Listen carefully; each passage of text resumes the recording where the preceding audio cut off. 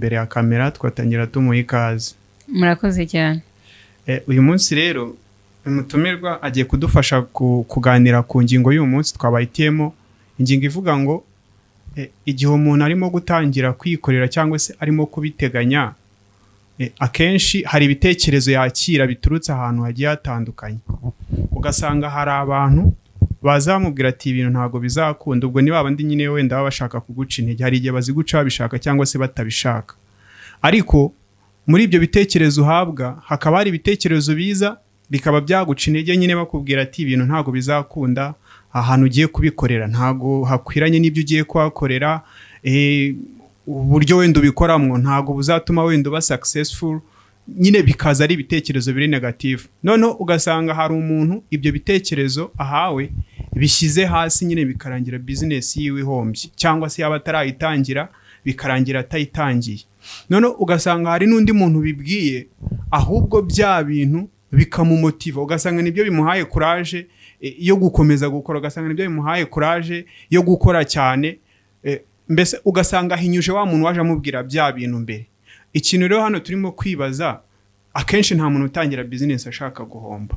Igihe uhuye n'umuntu wenda ukubwira amagambo nk'ayo ngashaka kuguca intege, ni ibihe bintu ukwiye kwitaho kugira ngo bya bintu bikujyane hasi, ahubwo bitume nyine ukomeza gusonga mbere, wenda bizanarangira uhinyuje wa muntu wakubwira ko bizashoboka bitazashoboka, nyine birangira umuhinyuje umweretse ko bya bintu ahubwo bizashoboka ndetse cyane, birangire business yawe ibaye successful.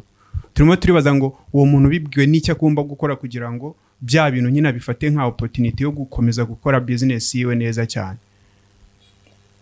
Nge ntekereza ko muri wa mwanya wafashe wo kwiga ku mushinga wawe, ibyo byose wakagombye kuba warabitekerejeho, kuko ntabwo uzasanga imihanda iharuye.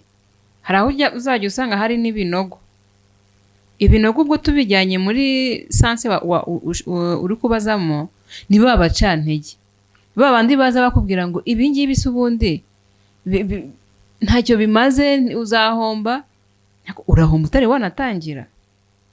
Rero icyo ugomba kumenya cyo ni uko igihe cyose ufashe umwanzuro wo gukora ikintu runaka, utitaye ngo ni ibihe ugiye gukora, utitaye ngo urabikorera hehe, ntuzabura abacantege. Ubwo rero icyagufasha rero muri ibyo byose, bumve ariko wirinde kubaha umwanya wawe. Wirinde ngo wirinde ikintu cyose cyatuma usubira inyuma. Ko niba ugiye gukorera ahantu, kuko biri mu bintu by'ibanze, igihe utaratanya kuhakorera uba ugomba kubanza wajya gushaka aho uzakorera, ukamenya ngo bimeze gutya, uzahajyana ibi n'ibi. Kereka biramutse nawe warabyize nabi, cyangwa se ariko hakunda abantu bagira gutya, wenda mfite business ahantu runaka irananiye, cyangwa se ntabwo inaniye, ngenda ndashaka kwimukira ahandi, ariko bya bindi byo nakoreraga aho hantu ntabwo nshaka kubitwara, gahita mbishakira iki? Umuguzi. Donc aze aguri seta kwa. Nibyo nakoraga umva ngo abikomerezeho. Nge rero nshobora kuvuga ati byo byose uriya muntu aho yakoreraga yaramaze gufatisha, reka ngende nkomereze aho yaragereje. Kandi neza ntabwo uzi neza we uburyo yakoragamo, strategy yakoreshaga. Yego. Ikindi rero, nuza muri ubwo buryo ushobora kuzacibwa intege na ya magambo ugenda wumva. Igishoboka rero, inama umuntu yagira umuntu nk'uwo nguwo, nabyumve ariko ntibimuce intege. Yego. Hari igihe umuntu avuga ngo aha hantu uje twari dusanzwe tuhakorera, nyine bagashaka kukwereka ko ibyo bintu urimo gukora byanze bikunze bikurushamo experience. Ugasanga nyine mu mpamvu zose bashobora kuba wenda baguha, wenda zizatuma bya bintu bitagenda neza, ikintu cyonyine kiri kugarukamo cyane nuko bakurusha experience y'aho hantu, ugasanga nta kindi. Aho ngaho experience wenda ni gute iri buze kuza wenda igahindura igahindura wenda vision umushinga wari warawuhaye cyangwa se we strategy wari warashatse cyangwa warashyizeho z'ukuntu uzakomeza gukora business yawe. Experience se nugenda kuri ko abantu bavuze ngo nta experience ufite uzayigira ryari kandi ngirakonda. Icyo gihe rero nyine nawe genda uhakorere uko ibyo bibazo byose uzajya ugenda uhura nabyo, nibyo bita experience. Uburyo uzakamirika mu kazi nibyo bita experience. Rero igihe ugeze ahantu bakaguca intege ngo nta experience ufite ukagenda, uzahera muri urwo, uzahora ugenda ubutaruhuka ujya gushaka aho uzabonera experience. Kandi ubwo wakagombye gushinga imizi ugakora, kereka biguturutseho ukabona ko ibyo bintu wenda waje gukorera aho ngaho bitakunda. Ariko niba ubona byakunda, wowe urinde wo kuza kumbuza gushyira mu bikorwa umushinga nize. Experience ntabwo ari ikintu tugenda kugura ahantu runaka, ni uburyo ukoramo ibintu, ni akamenyero. Igihe rero utabashije kuguma hahandi ngo ukore, ugere kuri rwa rwego bakubwira ngo barakurusha cyangwa se unarurenge, wazabikura hehe? Ni ikibazo. Urakoze. Reka ahangaha mbonereho wenda nkubaze ikindi kibazo gifite aho gihurira n'ibyo.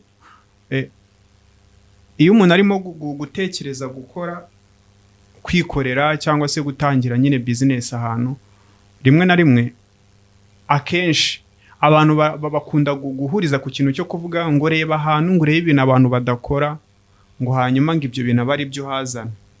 Reba ahantu urebe ibintu abantu bari aho ngaho bose, urebe ikintu bashobora kuba bari bagiye gushyira nk'aho hantu cyangwa se bibagiye gukora aho hantu, aba ari cyo wuzi uri gukora. Ariko muri iki gihe ikigaragara cyo biragoye ko hari business watekereza ngo ujye kuyikorera ahantu usanga ari we wa mbere uyikoze, ku buryo bamwe na bamwe birangira ashobora wenda kuba bya bintu yanabikora wenda kurenza ba bantu bahari, ariko ugasanga arimo kuvuga ngo ubwo kiriya kintu hari ahantu hari abantu barenze 3-4 bari kugikora, ntago najya kukihakorera nanjye ngo mbuwa gatanu. Kandi wenda birashoboka ko waza kugikora ukarusha ba bandi bane wari uhasanze. So ukibaza, igihe usanze aho hantu hari business wenda 3 cyangwa se zirenga 4 zihuye neza na business wari urimo gupanga gukora, amplis nawe ukayikorera aho hantu, ibyo bintu ni ryari ushobora kubyumvamo ko harimo amahirwe yuko yakumutiva ahubwo nawe kujya gukorera business mena aho hantu? Ni ryari ushobora kumva ko igihe business 3 cyangwa 4 zihuriye ahantu bidakwiye kuguca intege ko nawe wajya kuyihakorera ukaba wa 5 cyangwa wa 6? Uzi icyatuma njya gukorera ahantu nk'aho ngaho, kereka byibuze hari akandi ndi bwongere muri ya business, hakagira akantu gato gatandukanya ibyo ngiye gukora n'ibyo bo bagiye gukora. Dufashe nk'urugero, ushobora kuba uri ahantu wenda bacuruza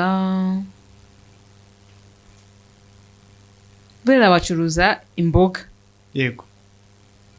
Sanze bacuruza dodo, amashu, biriya byose twita imboga. Yego.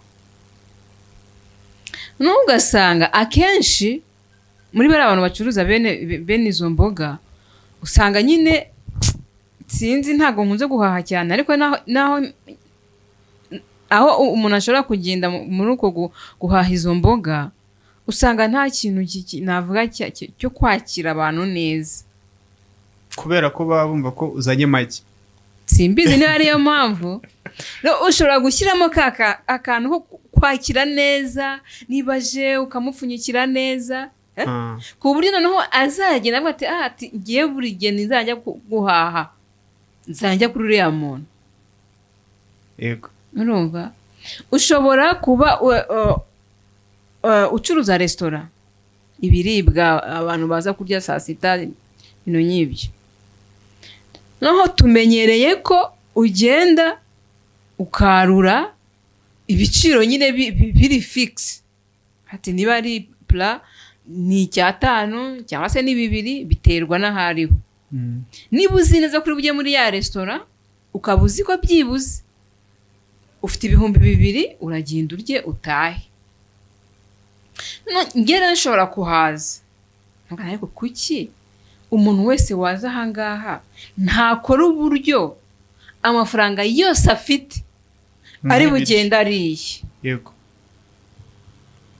Mwese ni restaurant mugiye kugira mugiye gukora.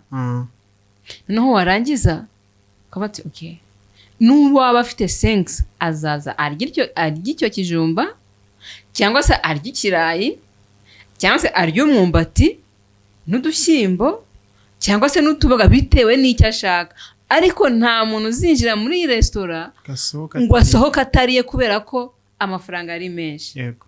Urumva rero ko nagashya nazanye, ariko twese ni restaurant. Ntekereza ko byatuma ngira abakiriya benshi kuruta wa wundi uri bugira ute, uri uzi neza ko kwinjiramo ugiye kurya hari 2 hari 3 gutyo. Ngenekereza ko igihe cyose ugiye gukora business isanganwe abandi bantu bitaguca intege, ahubwo we wakwiga uburyo washyiramo itandukaniro ry'ibyawe n'ibyawe. Umunyarwanda yaravuze ngo nta gihoraho nk'impinduka. Buriya uko byagenda kose ndemeranya nawe 100% kubera ko igihe uzaza ugakora nk'uko babandi bakora bizakugora kubakura abakira, kuko urumva bahamaze igihe kirekire. Abakiriya benshi aho ngaho hari ni naho usanga bari abonesheje kurya amafaranga bayagusigira bakajya baza baje kurya gusa. Urumva kugira ngo umuntu uzamwimure muri iyo restaurant umujyane muri yo yawe nshyashya nta karusho kanduzanye bishobora kuzagorana. Ariko muri business ko tubizi cyangwa se uko bikorwa bigatanga umusaruro, iyo uzanye innovation cyangwa se agashya mu bintu kabone n'ubwo ngaho haba hari abantu basanzwe babikora, abantu benshi usanga bafite amatsiko yo kuvuga ngo uriya muntu uje gukora bino bintu hano bano bantu basanzwe babikora ararusha iki bano bandi twari dusanzwe tuzi. Ku buryo benshi hari n'igihe baje kureba itandukaniro riri hagati yawe n'abo ngabo usanze. Iyo bagize amahirwe rero bagasanga nyine koko ryatandukaniro rirahari, urabagumana. Iyo basanze uje uri inyuma cyangwa se nta utandukaniye na babandi, hari igihe birangirana hantu rwose uhimutse kubera kunanirwa gukura bakira hahandi bari basanzwe bamenyereye. Reka tugushimire cyane, reka tugushimire. Dushimire n'abakunzi b'Umuragwa. Mvuge ngo ibiganiro nk'ibi ngibi nakagaruka rwose. Turi kumwe no mu bindi biganiro. Icyo nabibutsa ntimwibagirwe gukanda like, share, munaduye inyunganizi muri comment. Kirenze kuri ibyo mukande subscribe. Murakoze cyane. Ciao ciao.